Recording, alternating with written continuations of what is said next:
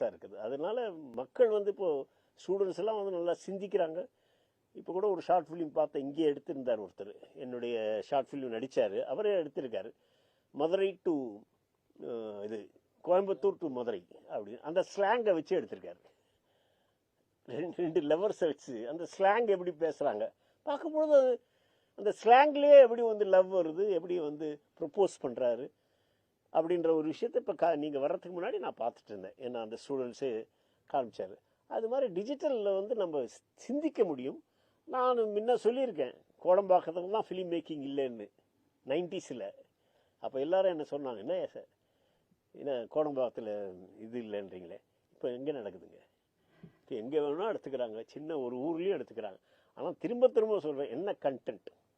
First place goes to GM Rajarajan from